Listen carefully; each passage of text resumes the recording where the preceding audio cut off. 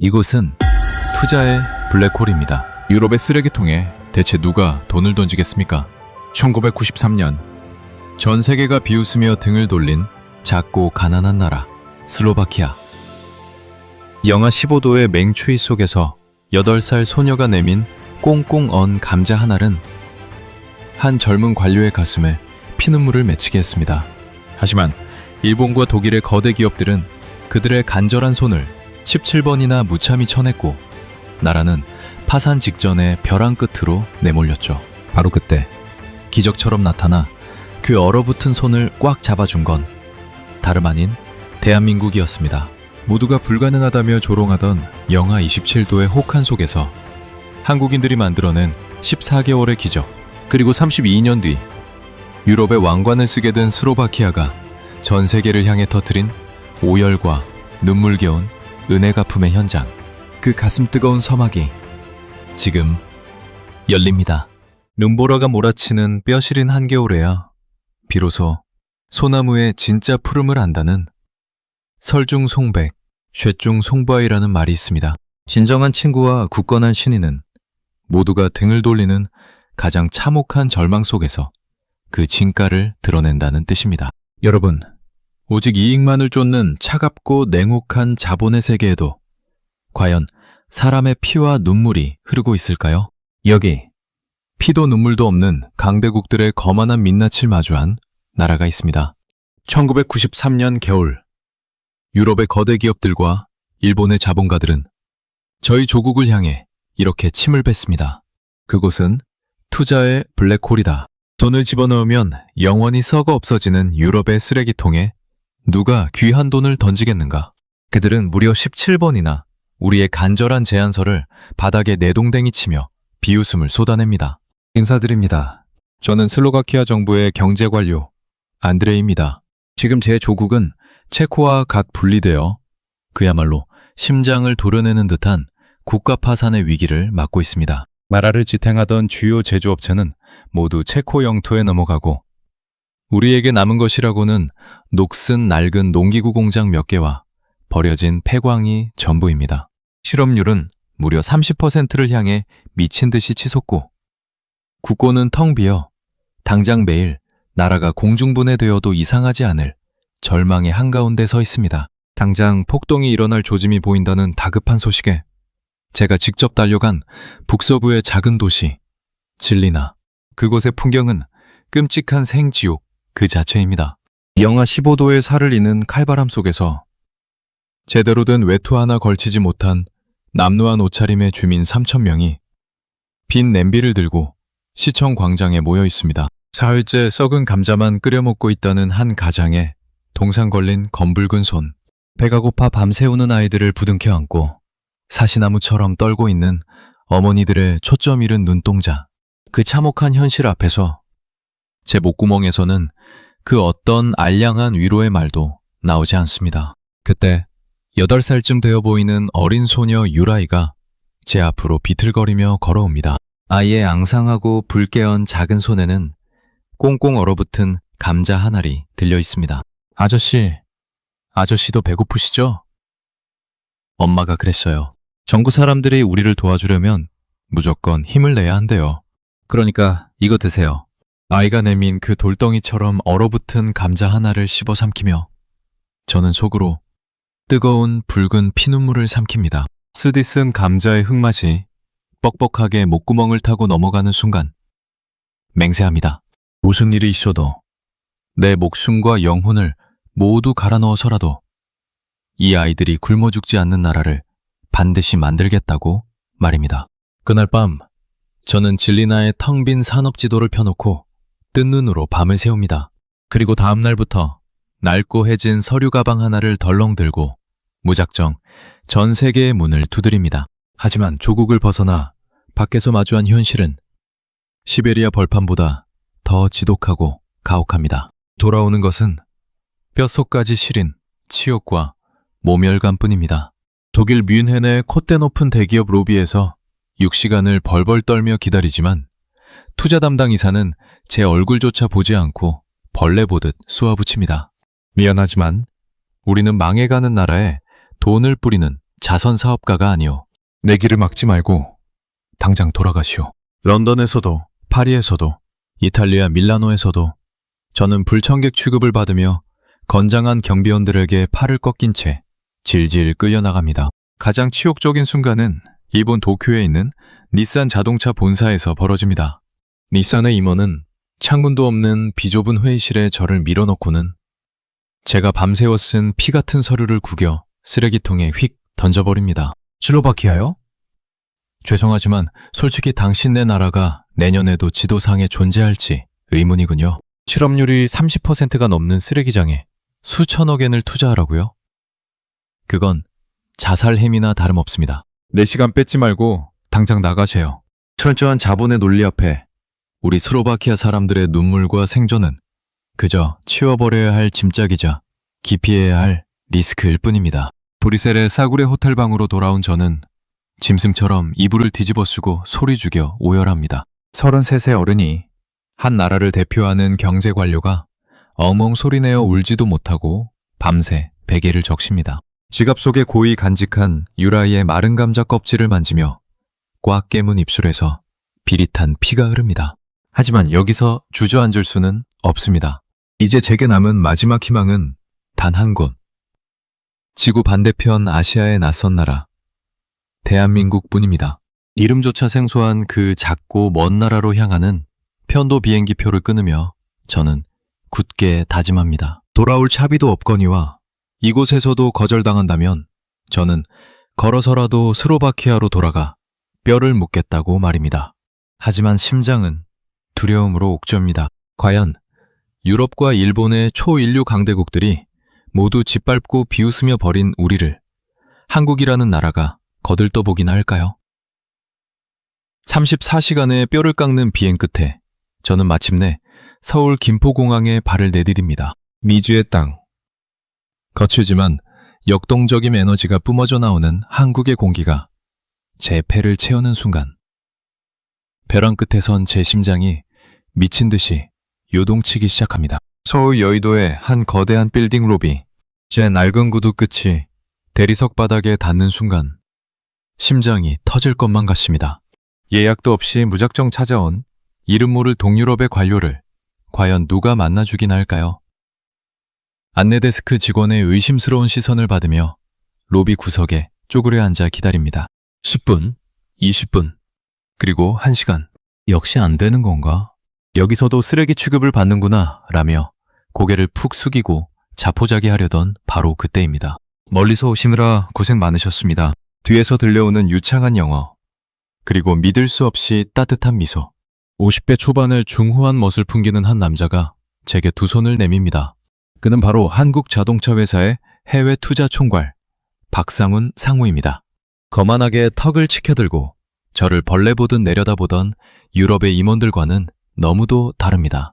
그는 제 낡고 차가운 손을 두 손으로 꽉 쥐어주며 회의실로 안내해 직접 따뜻한 커피 한 잔을 타서 제 앞에 놓아줍니다. 떨리는 손으로 구겨진 제안서를 꺼내려는데 박상무가 제 손을 가만히 덮으며 묻습니다. 독일인이나 프랑스 임원들이 그토록 깐깐하게 따지던 투자 회수 기간이나 인프라 현황 같은 차가운 숫자는 단 한마디도 묻지 않습니다.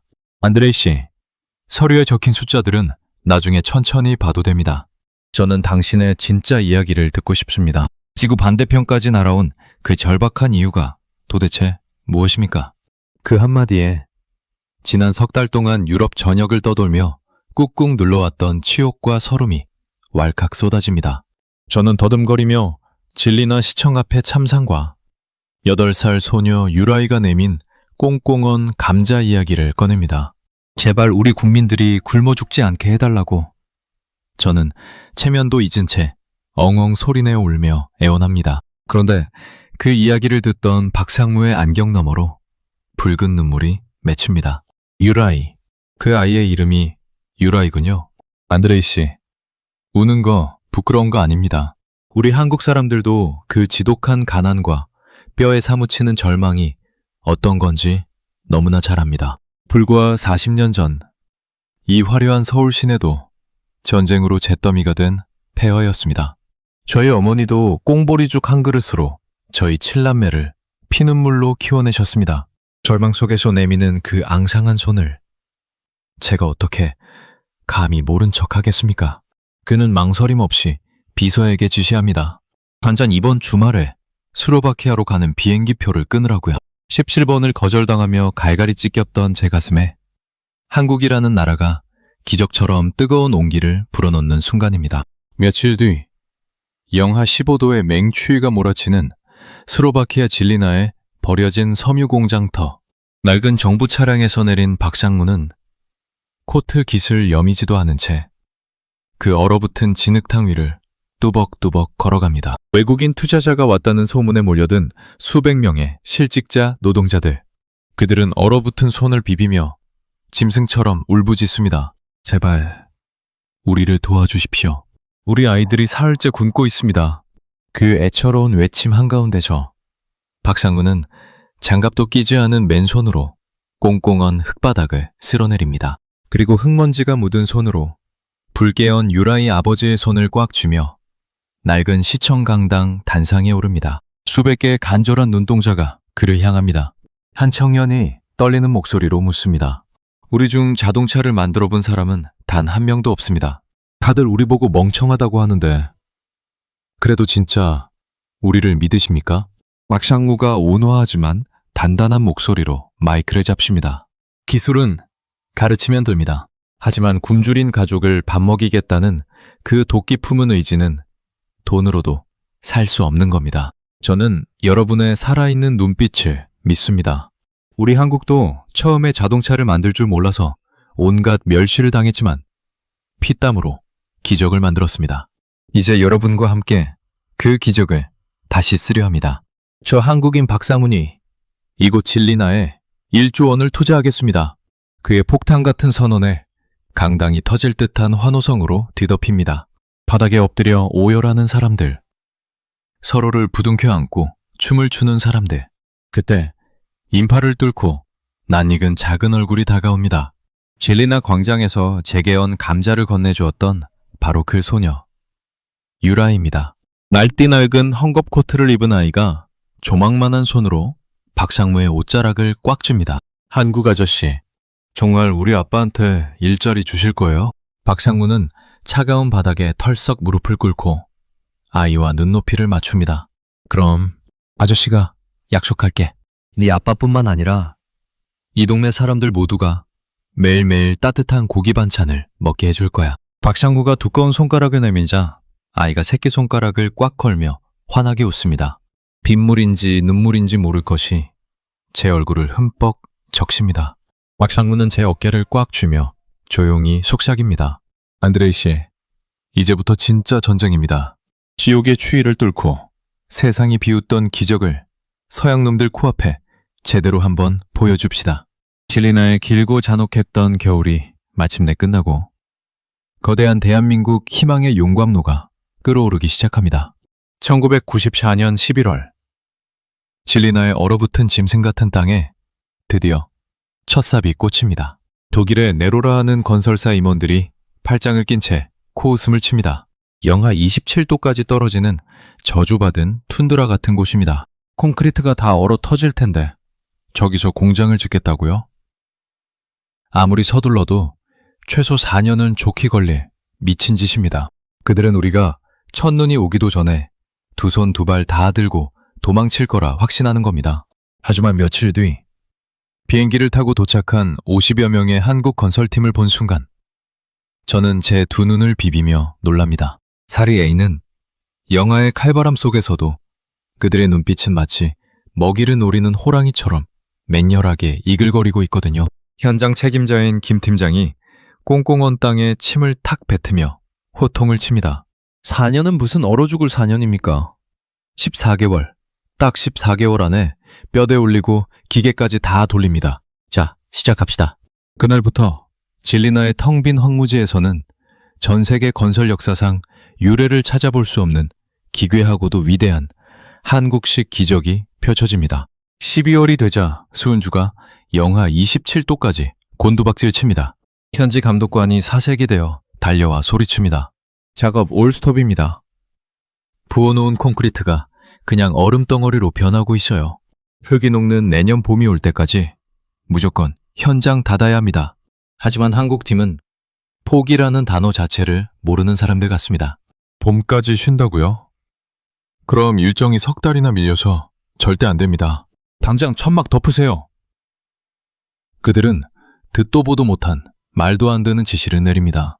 무려 축구장 크기만한 거대한 특수 보온 천막으로 거대한 공사 현장 전체를 통째로 덮어버린 겁니다. 그 웅장한 천막 안에 15대의 대형 산업용 열풍기를 밤낮 없이 맹렬하게 틀어대자 바깥은 살이 찢어지는 영하 27도의 빈점인데 천막 안쪽은 기적처럼 영상 5도의 훈풍이 돕니다.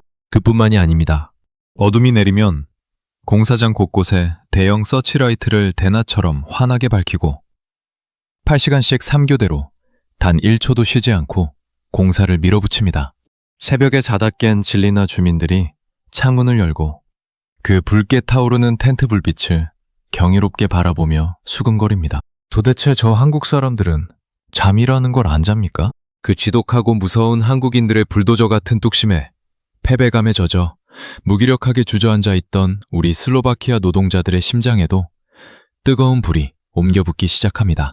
유라이의 아버지를 비롯해 수백 명의 현지 주민들이 누가 시키지도 않았는데 작업복을 챙겨 입고 야간 공사 현장으로 몰려옵니다. 저 먼 나라 사람들이 우리를 살리겠다고 저렇게 피를 토하며 이러는데 우리가 어떻게 따뜻한 방에서 잠을 잡니까? 돈은 안 주셔도 됩니다. 제발 당장 빗자루라도 쥐어주십시오. 2월의 어느 날 밤, 기록적인 폭설로 거대한 천막 한쪽이 눈무게를 이기지 못하고 무너져 내리는 대형 사고가 터집니다. 모두가 절망에 빠져 머리를 쥐어뜯을 때 한국인 기술자들과 슬로바키아 주민들이 영하 25도의 살인적인 눈보라 속에서 맨손으로 엉켜붙습니다. 꽁꽁한 얼음을 파내고 무거운 철골을 들어 올리며 6시간 만에 기어코 천막을 다시 세워 올리는 겁니다. 손이 다 찢어져 피가 철철 흐르는데도 사람들은 부둥켜 안고 만세를 부릅니다. 저는 그 눈보라치는 밤 눈물 범벅이 된 얼굴로 뼛속 깊이 전율합니다. 아, 이것이 대한민국 사람들의 힘이구나. 하늘이 무너져도 솟아나는 저 징그러운 투지가 결국 불가능을 박살내는구나. 그리고 마침내 1995년 12월 모두가 미쳤다고 손가락질하던 그 공사가 거짓말처럼 정확히 14개월 만에 끝이 납니다. 웅장하고 거대한 첨단 공장이 진리나 한복판에 위풍당당하게 우뚝 선 겁니다. 완성된 생산 라인을 쓸어보며 유라의 아버지는 바닥에 엎드려 오열하고 4년 걸린다고 비웃던 독일 임원들은 입을 다물지 못한 채 사색이 되어 벌벌 떱니다. 첫 번째 왼색 자동차가 컨베이어 벨트를 타고 부드럽게 미끄러져 내려오는 순간 공장을 가득 채운 수천 명의 입에서 터져나오는 우레 같은 환호성은 진리나의 하늘을 시원하게 찢어놓습니다. 하지만 승리의 기쁨도 잠시 서늘한 먹구름이 또다시 몰려옵니다. 차가 본격적으로 생산되려 하자 유럽연합 EU 본부에서 특별 감독관이 급파된 겁니다. 쾅 하고 회의실 문을 열고 거만하게 걸어 들어오는 남자를 본 순간 제 피가 거꾸로 솟구칩니다. 1년 전 투자 박람회에서 우리를 투자의 블랙홀, 쓰레기통이라며 낄낄대고 조롱했던 바로 그 오만한 독일인 디트마입니다. 한국과 슬로바키아가 손을 잡고 무서운 속도로 성장하자 자신들의 자동차 산업이 위협받을 것을 뼈저리게 직감한 그들이 치졸하게도 환경 규제라는 권력을 쥐고 목줄을 비틀러 온 겁니다. 디트마는 검토 서류를 책상 위에 툭 집어던지며 뱀처럼 비아냥거립니다. 페인트 공정 배출량 초과 가능성, 주거지역 소음 문제, 주차장 규격 미달. 이딴 조잡한 공정은 현재 상태로 가동 절대 불가입니다. 안드레이 씨, 한국 같은 후진국 기업이 감히 우리 고상한 유럽 텃밭에 숟가락을 얹으려 하다니. 주제를 파악하시죠. 이건 정당한 심사가 아니라 완벽하고도 악의적인 텃세이자 억지 갑질입니다. 지금까지 쏟아부은 피와 땀이 한순간에 증발할 위기 앞에서 박상무가 분노로 벌겋게 핏발이 선 눈으로 디트마를 똑바로 노려보며 낮게 으르렁거립니다. 그래? 그럼 당신들 유럽인들은 평생 흉내조차 내지 못할 완벽하고 지독한 기준으로 다 뜯어 고쳐주지. 한국 본사를 설득해 긴급 추가 자금을 쏟아붓고 수천 명의 근로자가 다시 한번 밤낮 없이 달라붙어 유럽이 제시한 모든 환경 기준을 보란듯이 초과 달성해버립니다. 반박할 데이터조차 찾지 못해 입술만 깨무는 디트마 앞에서 한국 기업은 여기서 멈추지 않고 유럽 콧대 높은 자동차 시장의 숨통을 단번에 끊어버릴 가공할 핵폭탄을 투하합니다. 우리 기술과 품질은 완벽하다. 자칭 명차라 떠드는 당신네 유럽 회사들이 고작 3년 보증할 때 우리는 업계 최초로 7년 무상 보증을 선언한다. 그 한마디에 유럽 전역이 발칵 뒤집힙니다. 처음엔 동유럽 싸구려라며 비웃던 유럽 소비자들도 1년을 타고 3년을 타도 장고장 하나 없이 미친 듯이 튼튼하게 달리는 한국 자동차의 압도적인 품질에 경악을 금치 못합니다. 3년을 택시로 굴렸는데 아직도 새 차 같습니다. 입소문이 무섭게 번지며 판매량은 폭발적으로 솟구칩니다. 공장이 24시간 내내 피 터지게 돌아가도 쏟아지는 주문을 감당하지 못해 진리나의 제2공장, 제3공장까지 쉴 새 없이 지어 올립니다. 돈을 버린다고 조롱받던 인구 500만의 작고 가난한 나라 슬로바키아가 오만하던 독일과 프랑스의 콧대를 보기 좋게 박살내고 한숨에 1인당 자동차 생산량 세계 1위라는 찬란한 왕관을 거머쥐는 벅찬 기적이 완성되는 순간입니다. 시간은 쏜살같이 흘러 어느덧 32년이라는 세월이 지납니다. 2026년 1월 여기는 벨기에 브뤼셀에 위치한 유럽연합 EU-의회 본회의장입니다. 61살이 된 저는 이제 슬로바키아 대통령의 경제특보 자격으로 이 자리에 앉아 있습니다. 제 옆에는 페테르 펠레그리니 대통령이 굳은 표정으로 정면을 응시하는 중입니다. 오늘은 아주 중대한 표결이 있는 날입니다. 과거 우리를 지독하게 짓밟고 비웃었던 독일과 프랑스가 주축이 되어 눈엣 가시 같은 한국산 제품의 수입을 틀어막는 치졸한 특별 규제안을 통과시키려 하고 있거든요. 본회의장 안에는 팽팽한 긴장감이 감돕니다. 대다수의 유럽 국가들이 눈치를 보며 독일의 편에 서려는 분위기가 역력합니다. 의장이 근엄한 목소리로 묻습니다. 슬로바키아는 어떻게 투표하시겠습니까? 그 순간 펠레그리니 대통령이 천천히 자리에서 일어섭니다. 그리고 본회의장이 쩌렁쩌렁 울리도록 단호하게 외칩니다. 우리 슬로바키아는 이 규제안에 결사반대합니다. 순간 수백 명의 참석자들로 꽉 찬 회의장이 찬 물을 끼얹은 듯 조용해집니다. 사색이 된 독일 대표가 황급히 마이크를 켜고 핏대를 세웁니다. 이보시오 대통령, 지금 경제 논리로 판단해야지 과거의 얄팍한 감상에 젖어 유럽 전체의 이익을 저버릴 셈입니까? 대통령이 여유롭게 미소를 지으며 받아칩니다. 경제 논리요? 참으로 좋습니다. 지금 우리 슬로바키아 GDP의 무려 15%가 자동차 산업에서 나옵니다. 그리고 그 심장부에는 바로 한국 기업이 굳건히 버티고 있습니다. 파산 직전의 쓰레기통이라며 당신네 유럽이 우리에게 침을 뱉고 조롱할 때 유일하게 1조 원이라는 천문학적인 돈을 쥐어주며 우리 국민들을 굶어 죽지 않게 살려낸 은인이 바로 대한민국입니다. 이제 와서 우리가 한국의 등에 칼을 꽂는다면 그것이 당신들이 말하는 그 고상한 합리성이란 말입니까? 우리는 유럽에서 철저히 고립되는 한이 있더라도 신의를 저버리는 짐승만도 못한 짓은 절대 하지 않습니다. 단 한 표. 슬로바키아가 던진 그 천금 같은 반대표 하나로 한국을 올가매려던 비열한 규제안은 정족수 미달로 처참하게 무산되어 버립니다. 32년 전에 그 맹렬했던 독사과를 이제는 세계 1위 자동차 강국이 된 슬로바키아가 거대한 방패가 되어 정면으로 부숴버린 겁니다. 다음 달 32년 전 꽁꽁언 진리나의 흙바닥을 맨손으로 쓸어내리던 박상훈 상무가 다시 슬로바키아를 찾습니다. 이른을 훌쩍 넘겨 온통 하얗게 샘 머리카락을 한 그가 공항 로비를 빠져나옵니다. 저는 벅차오르는 가슴을 안고 달려가 그분의 굵게 주름진 두 손을 꽉 부여잡습니다. 안드레 씨, 브뤼셀에서 우리 한국을 목숨 걸고 지켜주셔서 정말 눈물나게 고맙습니다. 무슨 말씀을 하시는 겁니까? 32년 전 상무님이 먼저 우리를 살려주시지 않았습니까? 이건 아주 당연한 도리입니다.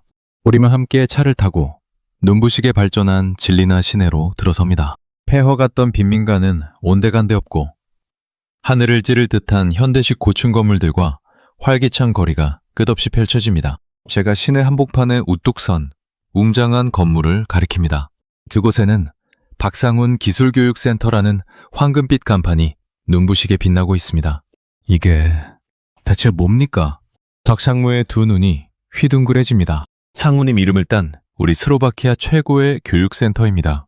해마다 500명의 우리 청년들이 이곳에서 당신네 대한민국의 무서운 끈기와 압도적인 기술을 뼛속 깊이 배우고 있습니다.